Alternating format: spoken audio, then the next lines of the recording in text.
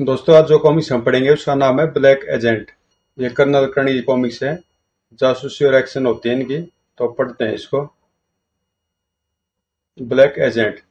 प्राकृतिक सौंदर्य का आनंद लेने के लिए रूपा जिले का आदर्श स्थान था। तभी तो यहाँ पिकनिक मनाने वालों की भीड़ जमा रहती थी। कर्नल कर्ण और कैप्टन असलम भी झील पर मछली के शिकार का मजा ले रहे थे। 1 घंटा हो चुका है काटा डाले, अभी तक एक भी मछली नहीं फंसी। आप अनाड़ी है ना इसलिए।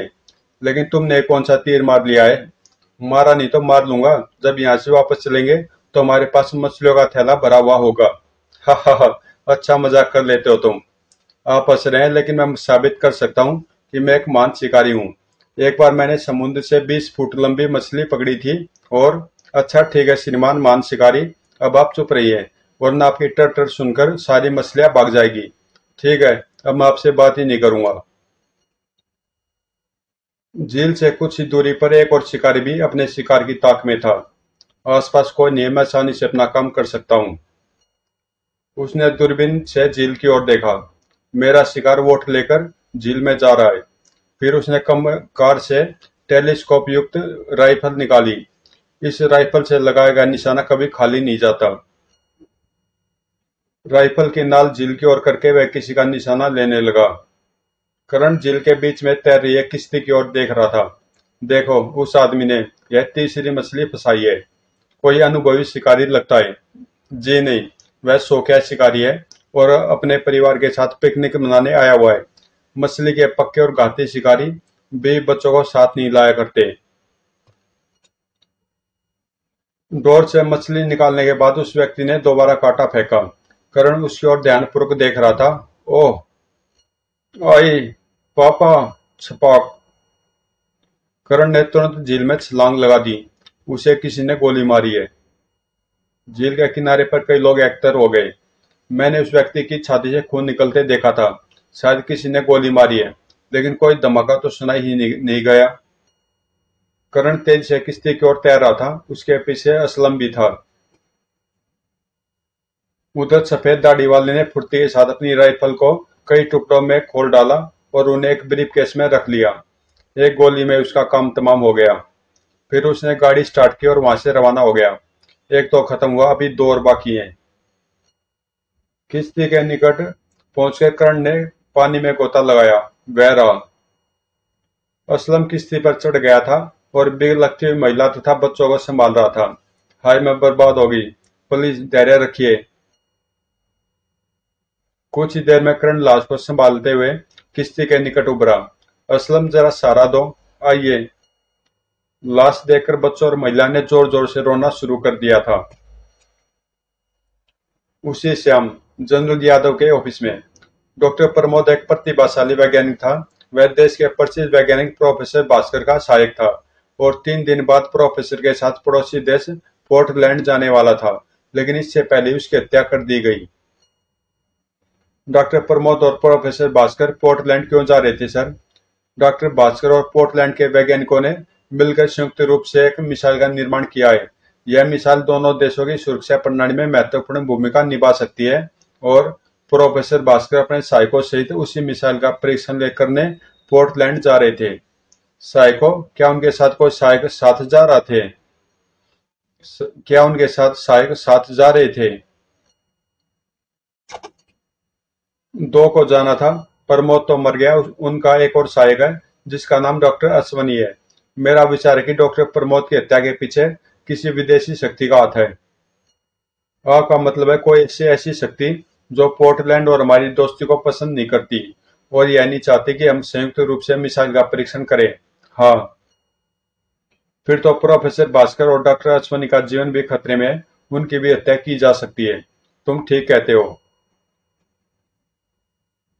ठीक उसी समय डॉक्टर अश्वनी अपनी कार में क्लब से लौट रहा था। आज डिनर बहुत मजेदार था। अच्छा खाना खाकर खूब नींद आती है।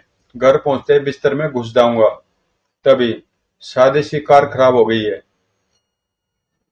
क्या बात है जनाब? मेरी गाड़ी खराब हो गई है और मुझे इसके इंजन के बारे में कोई भी जानकारी नहीं है।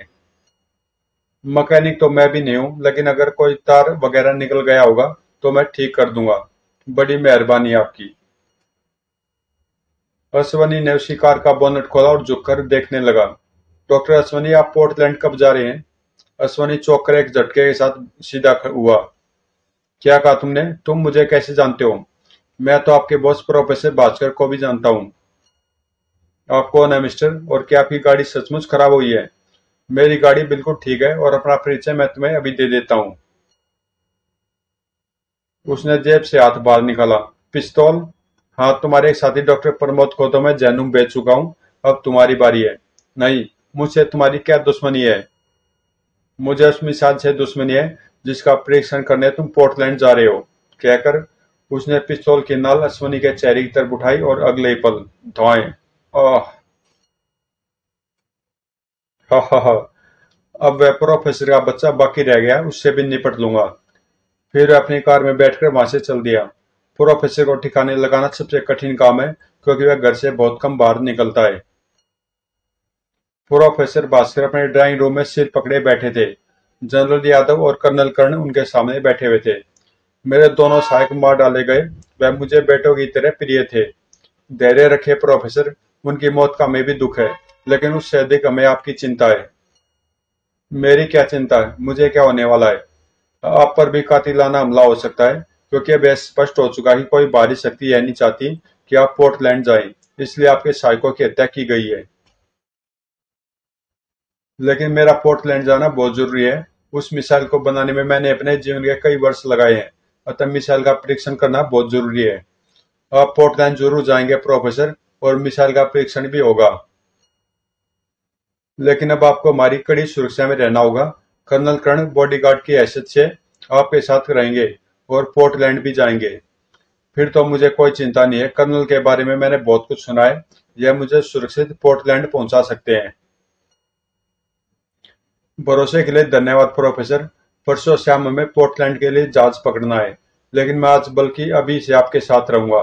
ठीक है। कुछ देर बाद कर्ण जनरल यादव को बाहर तक छोड़ने आया। आप कैप्टन कैप्टन असलम को भी यहाँ भिजवा दीजिए।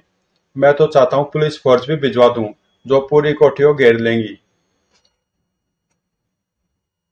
फोर्स की जरूरत नहीं है सर। दोनों हत्याओं के बाद मैंने अंदाजा लगाया है कि कातिल अकेला व्यक्ति है। जेल से दूर मैदान में कार के टायरों के और जूतों के जो निशान मिले थे, बिल्कुल वैसे निशान अश्विनी की लाश के निकट से भी मिले हैं। वह निशान एक ही व्यक्ति के कदमों के हैं, और इसे साफ है कि कातिल अकेला रहकर काम कर रहा है, और उस अकेले के लिए मैं और असलम काफी रहेंगे।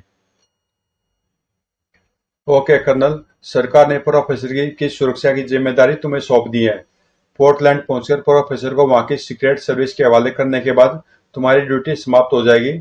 मुझे विश्वास है कि हमेशा की तरह तुम अपनी ड्यूटी भली भांति निभाओगे। आप निश्चिंत रहे सर। उधर दाढ़ी वाला कातिल एक होटल के कमरे में बैठा सोच रहा था। प्रोफेसर को समाप्त करना कठिन काम है। मैं अकेला यह काम नहीं कर पाऊंगा। मुझे किसी स्थानीय बदमाश की मदद लेनी चाहिए। प्रोफेसर को खत्म करना जरूरी है। कुछ देर बाद दाढ़ी वाला शहर के एक बदनाम क्लब में प्रविष्ट हुआ। यहाँ मुझे अपने काम के आदमी मिल जाएंगे। आधी रात के बाद प्रोफेसर भास्कर के बेडरूम की खिड़की पर एक छाया दिखाई दी। छाया ने जेब से कोई औजार निकालकर खिड़की का शीशा काटा। फिर वह खिड़की खोलकर भीतर कूद आई। बहुत गहरी नींद सो रहा है, और अब कभी जाग भी नहीं सकेगा।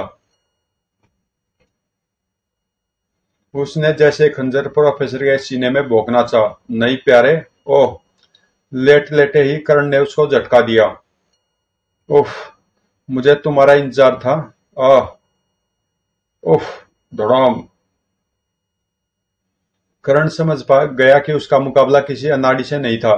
धड़! आह! इससे कराटे द्वारा निपटना चाहिए। लेकिन कातिल भी होशियार था, और वह कराटे जानता था। कर्ण के पहले वार को कातिल ने कलाई पर रोका। या! और फुर्ती के साथ घूमकर कर्ण के पेट में किक मारी। आई! तड़ाक! छलांग लगाकर उसने कर्ण की गर्दन दबोच ली। गुर्र गुर्र! अब हम दोनों में से एक को मरना होगा। आई! कातिल के दोनों हाथ अपने चेहरे की ओर गए थे। उसी क्षण कर्ण ने एक घातक वार किया। खटाक! आह! नीचे गिरकर कातिल फिर नहीं उठा। इसकी गर्दन की हड्डी टूट गई है। तभी खुली हुई खिड़की में से एक और बदमाश नजर आया। करण ने तुरंत छलांग लगाई। धौएं। तभी बेडरूम का दरवाजा खुला। धौएं। खिड़की में खड़ा बदमाश पलटकर भागा। असलम, पकड़ो उसे। असलम दौड़कर खिड़की पर चढ़ा और दूसरी ओर कूद गया। करण भी दौड़ता हुआ बाहर पहुंचा। क्या हुआ? कहाँ गया वह? उसने कमरे में घुसकर दरवाजा बंद कर लिया है। ओह, वह खिड़की के रास्ते भागने की कोशिश करेगा। तुम जल्दी नीचे जाओ। और कर्ण खुद बराबर वाले कमरे में घुस गया। बाथरूम की खिड़की बाहर की तरफ खुलती है। उसने बाथरूम की खिड़की से झांका। वह भाग रहा है, मेरे पास पिस्तौल भी नहीं है। फिर उसकी नजर वॉश बेसिन पर रखी हुई साबुन की टिकिया पर पड़ी। शायद यह कुछ काम कर जाए। गुंडे के सिर का निशाना लेकर उसने साबुन फेंक कर मारा। थॉड। ओह, निशाना बिल्कुल ठीक लगा। गुंडे के हाथ से पाइप छूट गया और वह नीचे जा गिरा। धड़ाम। तभी असलम नीचे दिखाई दिया। असलम, देखो उसे। असलम ने बैठकर उसे देखा। यह मर चुका है। मैं नीचे आ रहा हूं। करण ने जनरल यादव को फोन करके सूचना दे दी थी। जनरल तुरंत ही पुलिस के साथ पहुंच गए। इस बीच असलम ने दोनों गुंडों की लाशें एक साथ रख दी थी। यह दोनों पेशेवर कातिल हैं। पुलिस में इनका रिकॉर्ड मौजूद है। यह दोनों फ्री रहकर काम करते थे या किसी संगठन से इनका संबंध था। पुलिस रिकॉर्ड के अनुसार ये दोनों गोल्डन नाइट क्लब के मालिक राजन त्यागी के लिए काम करते थे और राजन त्यागी हमेशा से पुलिस की ब्लैक लिस्ट में रहा है। राजन त्यागी, मुझे उससे जाकर मिलना होगा। और करण उसी वक्त गोल्डन नाइट क्लब के लिए रवाना हो गया। रात काफी हो चुकी थी, इसलिए क्लब में अधिक भीड़ नहीं थी। यह सब राजन के गुंडे हैं। वह सीधा काउंटर पर पहुंचा। मुझे राजन त्यागी से मिलना है। वो सर अरे गहरे से नहीं मिलता। भागो यहाँ से। अगले क्षण भुशुम। ओह, अबे ओए। करण ने तुरंत पिस्तौल निकाल लिया। कोई भी मेरे निकट आए तो गोली मार दूंगा। क्या चाहते हो तुम? मैं तुम्हारे बॉस से राजन त्यागी से तुरंत मिलना। शटाक। ओह। चारों गुंडे उसकी ओर तेजी से बढ़े, लेकिन उफ। ओह। वह लोकरण की फुर्ती और शक्ति से परिचित नहीं थे। भुशुम। तोड़। एक बदमाश को उसने दोनों हाथों पर उठाकर नीचे दे पटका। धौड़। आई। दो गुंडों के सिर उसने आपस में टकराकर फोड़ डाले। ठाक। चौथे मुंह पर एक शक्तिशाली गुस्सा पड़ा तो वह जमीन चाट गया। भीषुम। आई। उन चारों के बेहोश होते करण ने अपना पिस्तौल उठाया और काउंटर पर चढ़कर दूसरी ओर कूद गया। राजन त्यागी कहाँ है? गुर्र। जल्दी बोल, वरना गोली कंठ में छेद करके गर्दन से बाहर निकल जाएगी। गुर्र। करण ने उसके मुंह से पिस्तौल की नाल बाहर निकाल ली। अब बोल। ऊपर। वह ऊपर अपने ऑफिस में है। अगले क्षण बॉस में बारमैन की गर्दन पर करण की खड़ी हथेली पड़ी। खट। आह। काउंटर के निकट से सीढ़ियां ऊपर जा रही थी।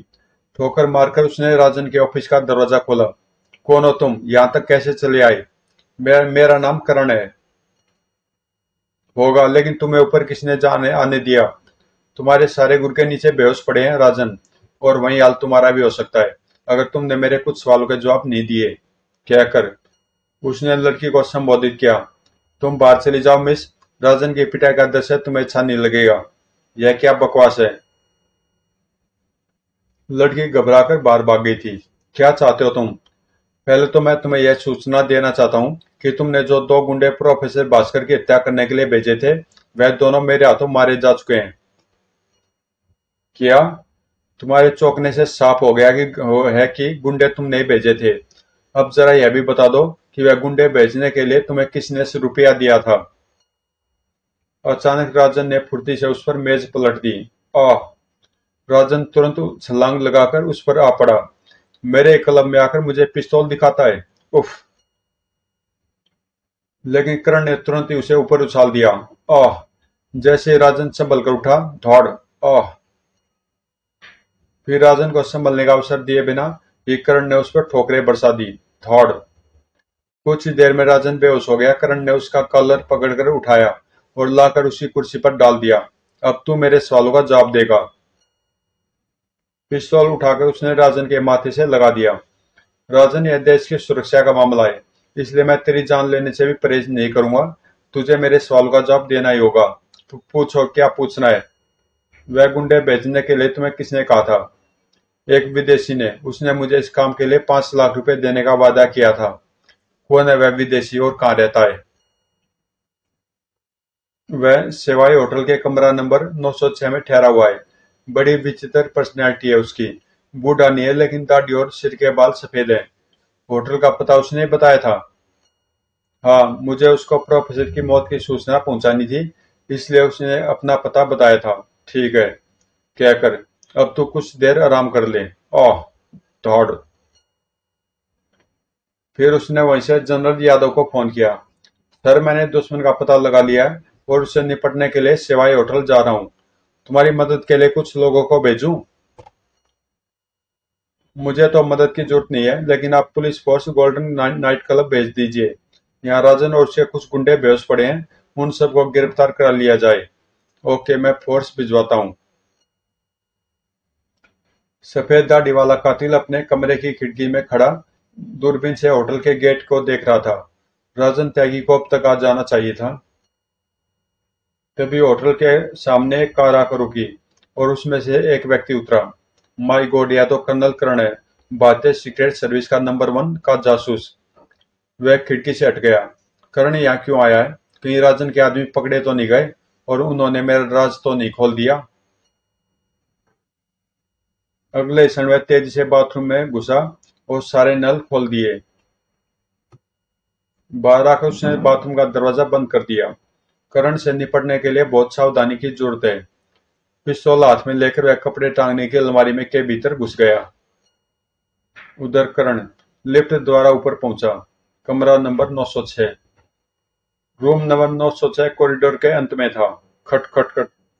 दस्तक देते हुए उसने जेब में हाथ डालकर पिस्तौल मजबूती से पकड़ लिया। 2-3 बार दस्तक देने पर भी उत्तर न मिला तो उसने दरवाजे को धकेला। यह तो खुला हुआ है। उसने जेब से पिस्तौल निकाल लिया और भीतर प्रविष्ट हुआ। यहाँ तो कोई नहीं है। बाथरूम की ओर से पानी गिरने की आवाज आ रही थी। वह शायद नहा रहा है। टप टप। तभी उसकी नजर ब्रीफकेस पर पड़ी। उसके सामान की तलाशी लेनी चाहिए। ब्रीफकेस लॉक्ड नहीं था। राइफल। डॉक्टर प्रमोद की मौत भी राइफल की गोली से हुई थी। तभी अलमारी का दरवाजा खुला। अपने हाथ ऊपर उठा लो मिस्टर कर्ण। आवाज सुनकर कर्ण ने अपना पिस्तौल उठाना चाहा। पिट। कर्ण ने तुरंत अपने हाथ उठा लिए और सीधा खड़ा हो गया। यह गोली तुम्हारी खोपड़ी में भी लग सकती थी कर्ण साहब। तो तुमने मुझे यहाँ पे देख लिया था मिस्टर बोलान उर्फ ब्लैक एजेंट ऑफ मिडलैंड। ओह, तुम मुझे जानते हो? राजन ने जब मुझे तुम्हारा हुलिया बताया था तभी मुझे शक हुआ था, और अब तुम्हें देखने के बाद तो शक की कोई गुंजाइश ही नहीं है। इसका मतलब है तुम्हारे डिपार्टमेंट में मेरी फाइल मौजूद है। हाँ, मैं जानता हूँ कि तुम मिडलैंड के ब्लैक एजेंट हो। दूसरे देशों में जाकर वहां के महत्वपूर्ण लोगों की हत्या करने के लिए तुम काफी बदनाम हो। प्रशंसा के लिए धन्यवाद। और प्रशंसा तो मुझे तुम्हारी भी करनी चाहिए। तुम बहुत जल्दी मुझ तक पहुंच गए। मुझे इससे भी जल्दी पहुंचना चाहिए था, ताकि हमारे 2 वैज्ञानिकों की जान बच सकती। अब तुम अपनी जान की चिंता करो कर्नल कर्ण। मैं या प्रोफेसर भास्कर और उसके सहायकों की हत्या करने आया था। मुझे क्या पता था कि महान कर्नल कर्ण शव को खुद ही मरने के लिए मेरे सामने पेश कर देंगे। तुम्हारी मौत से मेरे देश के लोगों को बहुत खुशी होगी, क्योंकि तुमने हमारे कई बेहतरीन जासूसों की जान ली है। मैं मौत से कभी नहीं डरता ब्लैक एजेंट, लेकिन मरने से पहले मैं जरूर जानना चाहूंगा कि तुम प्रोफेसर भास्कर की हत्या क्यों करना चाहते हो। सीधी सी बात है। मेरा देश नहीं चाहता कि हमारा पड़ोसी देश पोर्टलैंड मिसाइल बनाकर हमारे मुकाबले पर आए, और प्रोफेसर भास्कर पोर्टलैंड को मिसाइल बनाकर दे रहा है। इसलिए हम उसे खत्म कर देना चाहते हैं। मेरी सरकार ने यह काम मुझे सौंपा है और उसी को पूरा करने के लिए मैं यहाँ आया हूँ। लेकिन जब मैं यहाँ से प्रोफेसर के साथ तुम्हारी मौत की सूचना भी लेकर जाऊंगा तो मेरी सरकार मुझे बहुत बड़ा इनाम देगी। इनाम तो तब मिलेगा जब तुम यहाँ से बचकर जा सकोगे। मैं जरूर वापस जाऊंगा, और अब मैं बेकार की बातें सुनने के मूड में नहीं हूँ। तुम मेरे आगे आगे बाथरूम की ओर चलो। क्यों? मैं तुम्हारे खून से अपना बिस्तर खराब नहीं करना चाहता। क्योंकि यह रात मुझे इसी बिस्तर पर गुजारनी है। चलो आगे बढ़ो। कर्ण बाथरूम के दरवाजे तक पहुंचा। यहीं समय कुछ कर गुजरने का। और फिर वह फुर्ती के साथ घुमा। थॉड उफ। अगले क्षण दोनों फर्श पर गिरे। कर्ण ने उसे अपनी टांगों पर रखकर उछाला। धौड़। कर्ण भी उछलकर उस पर जा पड़ा। इस बार ब्लैक एजेंट का दांव चल गया। छपाक। ब्लैक एजेंट ने उठकर उसके बाल पकड़ लिए और गुड़प। कुछ क्षण बाद उसने कर्ण का सिर ऊपर उठाया। तुम्हारी मौत इसी तरह लिखी थी कर्ण। कर्ण के लिए इतना अवसर काफी था। खटाक। ब्लैक एजेंट की तरह उसने कोई मूर्खता नहीं की और उसका सिर पानी में मजबूती से दबाए रहा। गड़प गड़प छपाक। मैं अपने देश के दुश्मन पर कभी दया नहीं खाता ब्लैक एजेंट। कुछ ही देर में ब्लैक एजेंट का शरीर शांत हो गया था। बाथरूम से बाहर आकर उसने जनरल यादव को फोन पर सूचना दी। दुश्मन खत्म हो चुका सर। अब प्रोफेसर भास्कर को कोई खतरा नहीं है। यू आर ग्रेट माई सन। समाप्त। तो दोस्तों कॉमिक्स यहीं पे समाप्त होती है और मिलते हैं किसी अगली कॉमिक्स में।